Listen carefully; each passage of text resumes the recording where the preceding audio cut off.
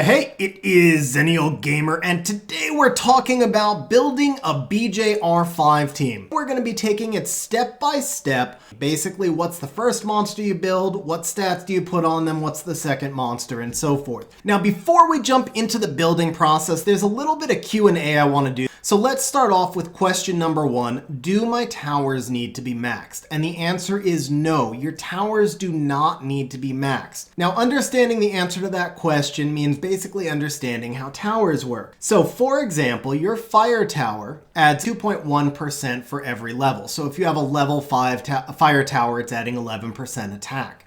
Now, the attack multiplier multiplies your monster's base attack. So in this case, my Arbolaker has 790 base attack. So does yours, by the way.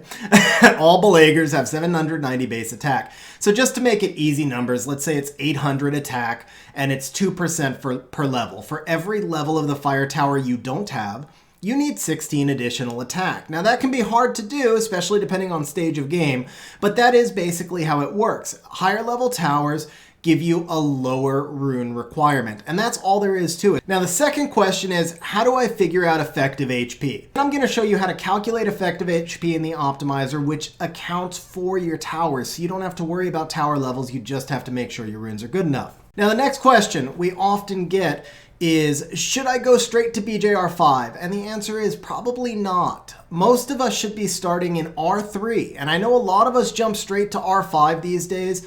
And so here's what happens.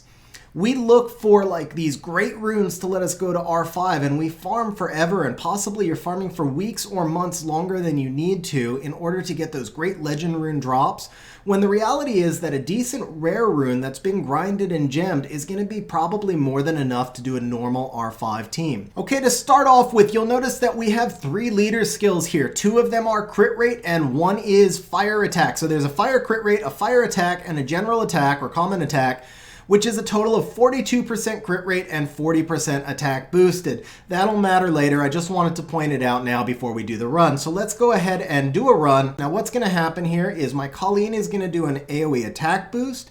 My Laurent is going to defense break. And we'll let the boss catch up here a little bit. So actually first the boss attacks and he kills my leader, and then my Colleen does the attack boost, the Laurent defense breaks. Arbolaker got stacked when the boss killed my leader, and he attacked the enemy, the raid beast. So now the raid beast comes back and attacks, and it kills my Colleen, and this is key. Now Jansen resurrects the 3 monsters that are dead, and in the process of his skill, he also attack bar boosts my Laurent and my Arbolaker by 90%. That allows them to get in front of the boss and cut him so the boss does not attack a second time. And then we'll go ahead and do the same thing again where Laurent defense breaks and Arbolaker's kill the boss. So that's the way it works. Now you'll see up at the top, the time right there is 27.52 seconds. This is just a little trick. If all 3 teams are built correctly and running the way they should, that time will always be 27 seconds and change.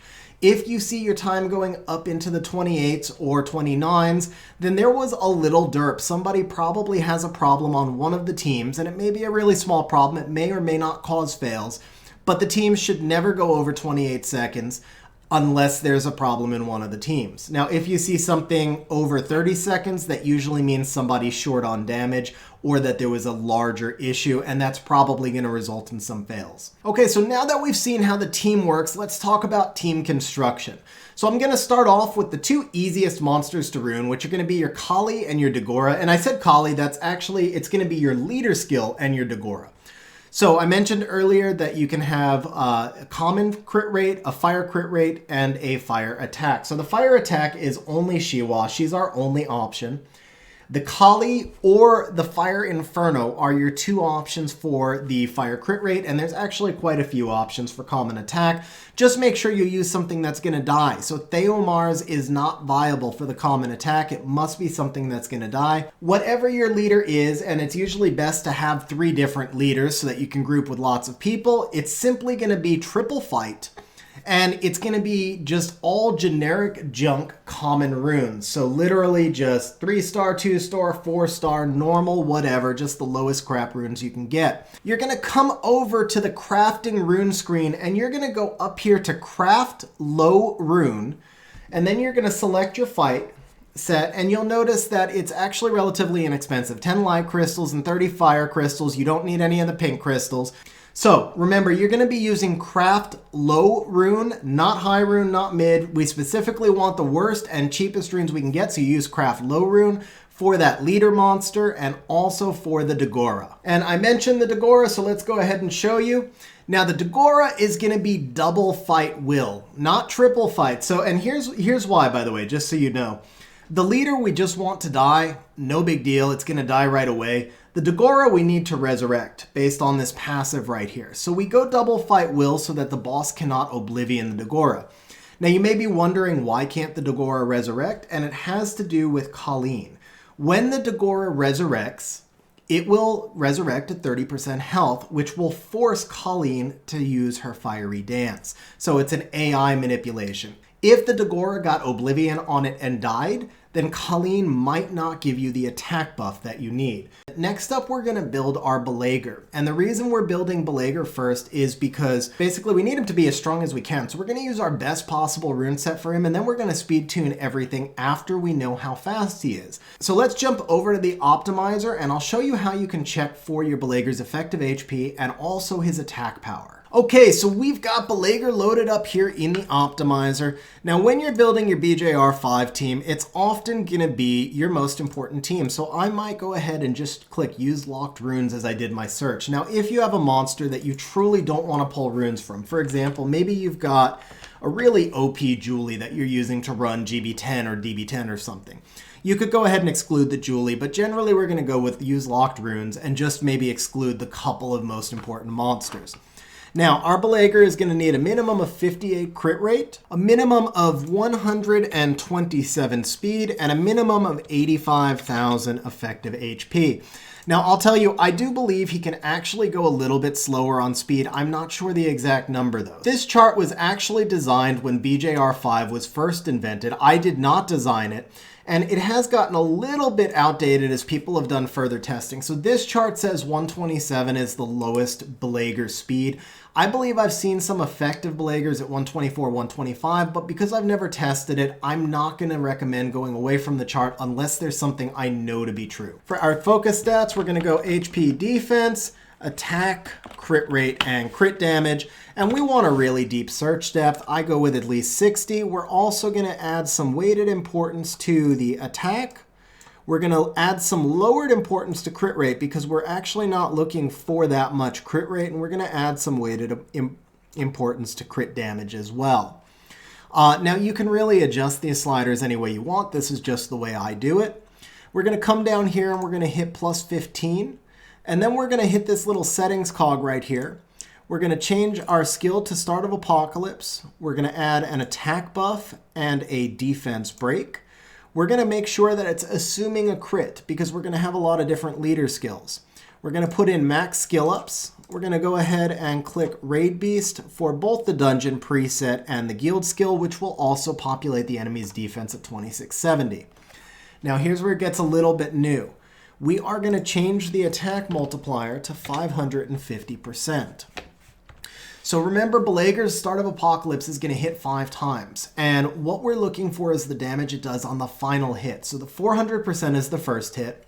Now, I have never been able to find a site that data mined the multipliers on Start of Apocalypse. But what I have done is compared these attack percentages to my own Arbolaker's damage. And I believe 550 is, if not the actual multiplier, then really, really close. Then the last thing we're going to do is take all of the attack percentage that we're getting from our fight sets and our leader skill, add it all up together and put it in as leader skill. So you're going to have a total of 12 fight sets, which is 96% attack plus your Shiwa lead. So you get 136% attack. We go ahead and hit apply. And you can see right down here, my Arbolaker calculates at 34,244, which is right about exactly what I do on my final hit. So we'll go ahead and click optimize. You see I've got a ton of builds popping up over here, and I'm simply going to click the damage button, sort by damage. So I'm going to find the build that I want. I'm going to go ahead and click on that build, and it's going to bring me in here, and I'm going to put these runes on my Arbolaker. Now, the last thing I need to mention with the Arbolaker is that this damage number should be 32,000 damage or higher. So that is the minimum we're looking for, is 32,000 damage. Now, there's another question. A lot of people ask me, is 31,000 damage, is 31,500 damage, is that okay if I'm close? The reality is, it basically just depends on who you're grouping with. So if you're doing 31 and your teammates are doing 33.5, you're still going to be fine. You're still going to beat the boss.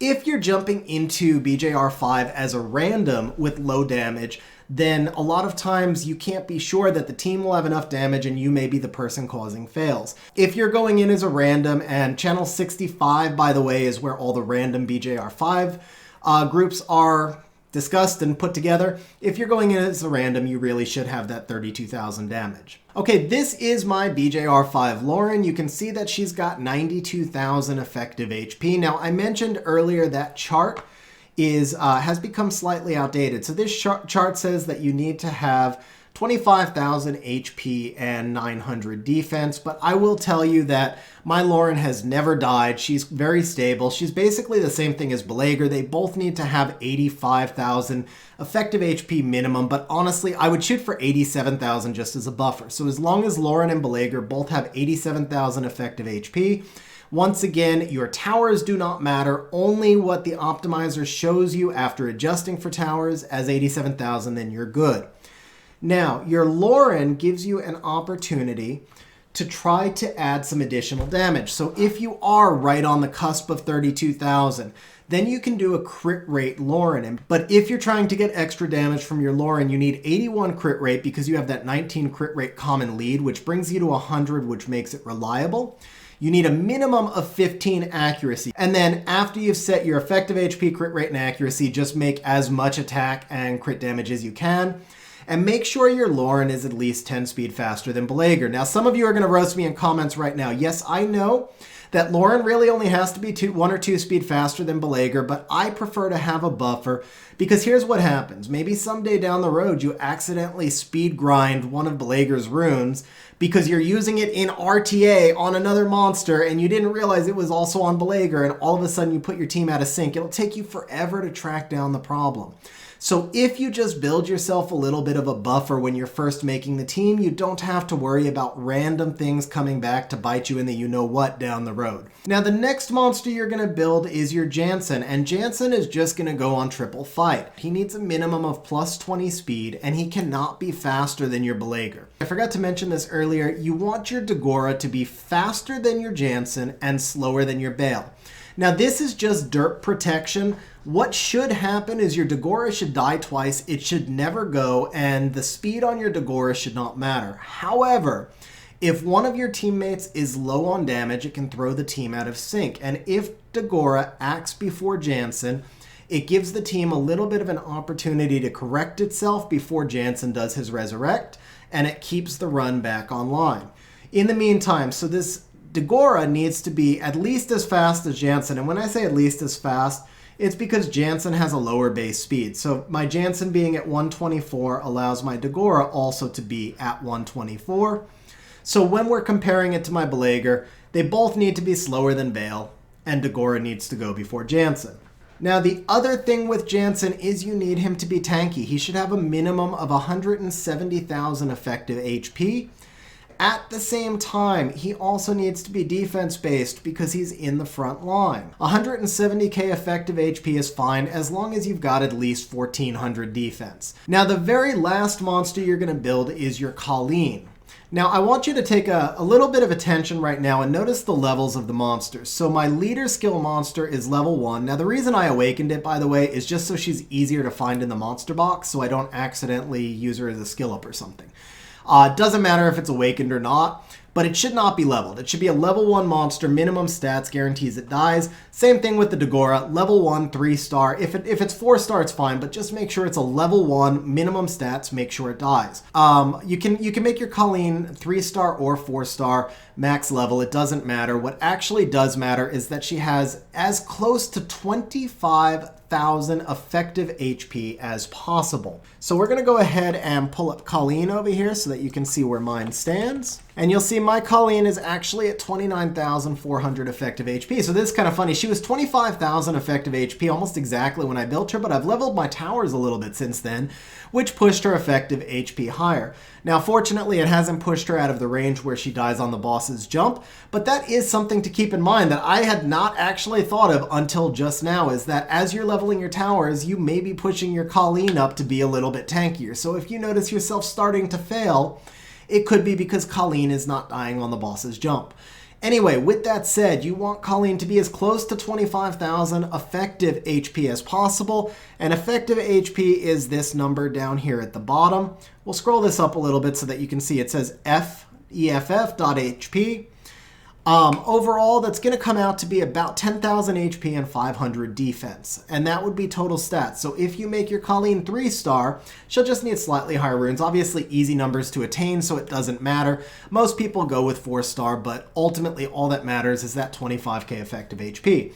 The other thing that matters with Colleen is she needs to be the fastest monster on your raid team, and she needs to be slower than 190 speed. If she's more than 190 speed, she'll outspeed the boss. And the last thing that we need to know about Colleen is that she also needs to go on double fight will. So the Laurent goes on double fight will because the Oblivion can cause her to lose her passive.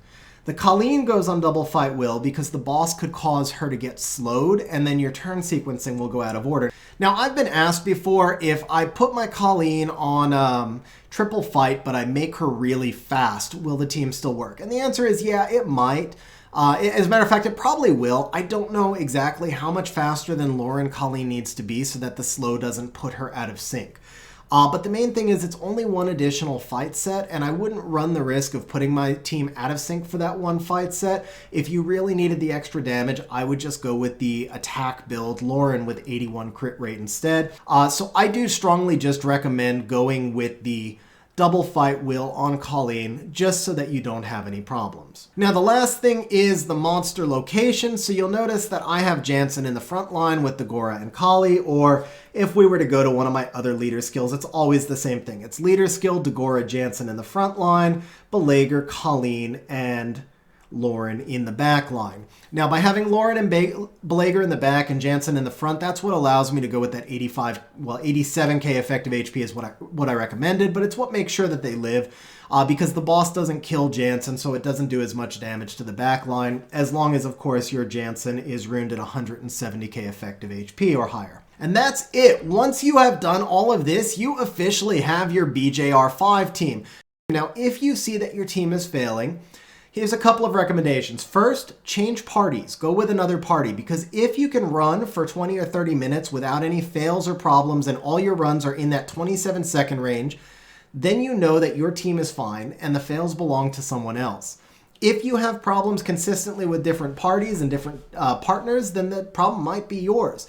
From that point, what I would actually do is record some of my runs. So if you're on a Samsung phone or tablet, or most phones and tablets will have some built-in recording software, actually go ahead and record your runs until you get a fail, then just go watch the recording in slow motion and see what caused the fail to track down which monster didn't do its job so that you can isolate the problem and fix it from there. So on that note, that's it for today's video, guys. Thank you as always for watching. I hope you enjoyed the video and found it useful, and we'll see you next time. Hey guys, if you're still with me to this point, then that means that you probably liked the video, found it entertaining, or even better, both. So please smash the like button, hit the subscribe button, and leave a comment down below, because those things help the channel grow, and more importantly, they show me that the video is useful, and that's the whole reason I do this in the first place.